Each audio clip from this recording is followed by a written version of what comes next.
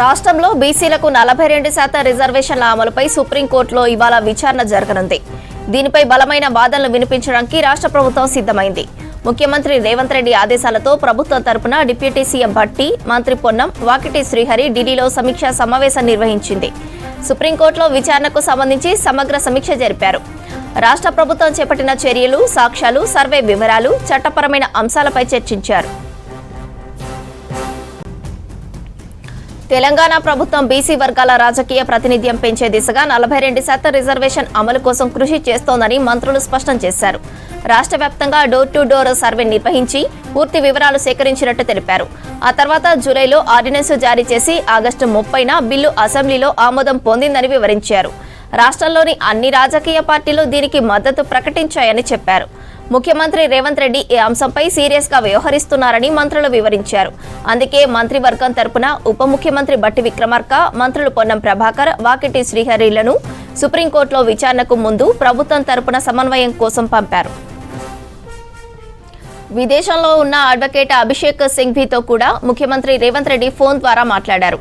ఆయన అక్టోబర్ 6న జరిగే విచారణకు హాజరవుతున్నట్లు తెలియజేశారు.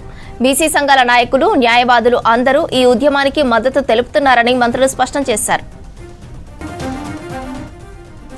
తెలంగాణ ప్రభుత్వం తీసుకున్న నిర్ణయంతో సామాజిక న్యాయంలో చారిత్రాత్మక అడుగుగా నిలుస్తుందన్నారు మంత్రులు.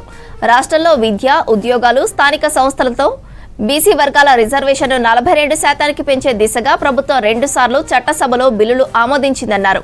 ఈ చట్టం అమలు కావడానికి రాష్ట్రపతి అనుమతి అవసరం ఉందని రాష్ట్రపతి కార్యాలయం, కేంద్ర ప్రభుత్వం అడిగిన వాటిని నివృత్తి చేయడం జరిగింది.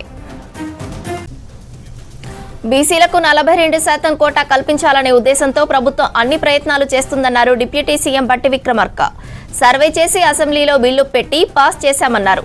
అసెంబ్లీ కూడా ఏకగ్రీవంగా బిల్లును ఆమోదించిందని వివరించారు. దీనికి అన్ని రాజకీయ పార్టీలు మద్దతు ఇచ్చాయని గుర్తు చేశారు భట్టి. సమగ్ర సర్వే ఆధారంగానే జీవో ఇచ్చామని వివరించారు. జీవోపై సుప్రీంకోర్టులో విచారణ జరగనుందన్నారు. రాష్ట్ర ప్రభుత్వం తరపున వాదనల కోసం సీనియర్ న్యాయవాదులను నియమించామన్నారు. సుప్రీంలో ఇవాళ దీనిపై విచారణ సందర్భంగా ఢిల్లీలో న్యాయ నిపుణులతో చర్చించారు డిప్యూటీ సీఎం భట్టి, మంత్రులు పొన్నం. తెలంగాణ రాష్ట్ర ప్రభుత్వం రాష్ట్రంలో ఉన్నటువంటి ఓబీసీ వర్గాలకి 42% రిజర్వేషన్ కల్పించాలనేటువంటి ఆలోచనతో సిపెక్ సర్వే చేసి ఆ సర్వే ఆధారంగా రాష్ట్ర ప్రభుత్వం క్యాబినెట్లో నిర్ణయం చేసి శాసనసభలో బిల్లు పెట్టి బిల్లు పాస్ చేసి 42% రిజర్వేషన్ ఇచ్చేయడం కోసం శాసనసభ అది కూడా ఏకగ్రీవంగా అన్ని రాజకీయ పార్టీలు ఆ బిల్లును శాసనసభలో ప్రవేశపెట్టినప్పుడు ఏకగ్రీవంగా అందరూ ఒప్పుకున్న విషయం కూడా మీ అందరూ తెలిసిందే. దాన్ని బేస్ చేసుకొని రాష్ట్ర ప్రభుత్వం జీవో ఇష్యూ చేసి స్థానిక సంస్థల ఎన్నికలకి పోతున్నటువంటి ఈ తరుణంలో సుప్రీంకోర్టులో ఒక కేసు దీనిపైన వేసినటువంటి దరిమిల ఈ సుప్రీంకోర్టులో రాష్ట్ర ప్రభుత్వం తరఫున వాదించి దీన్ని ముందుకు తీసుకొని పోవటం కోసం సీనియర్ అడ్వకేట్ అభిషేక్ సింఘ్వీ గారిని, అట్లాగే ఇతర సీనియర్ అడ్వకేట్లు కూడా రాష్ట్ర ప్రభుత్వం వారందరినీ నియమించుకొని ఈరోజు సుప్రీంకోర్టులో వాదనలు వినిపించడం కోసం వెళ్తూ ఉన్నాం.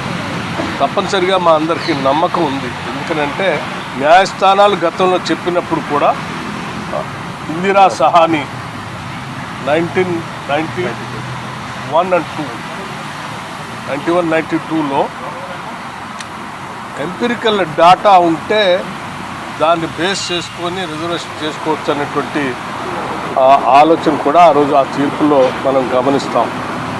సో దాన్ని చాలా సంవత్సరాలు చాలా రాష్ట్రాల్లో బహుశా దాదాపు స్వాతంత్రం వచ్చిన తర్వాత ఇంతవరకు తెలంగాణ రాష్ట్రంలో చేసినట్టుగా సిపెక్ సర్వే ఎక్కడ చేయలేదు. ఆ ఎంపిరికల్ డాటా లేకపోబట్టే ఆ 50% క్యాప్లో ఉంచడం జరిగింది. కానీ ఈరోజు తెలంగాణ రాష్ట్ర ప్రభుత్వం చాలా స్పష్టంగా సిపెక్ సర్వే చేసి ఎంపిరికల్ డాటాతో ముందుకొచ్చింది కాబట్టి దీనిపైన ఎటువంటి ఇబ్బంది ఉంటుందని మేము అనుకోవట్లేదు.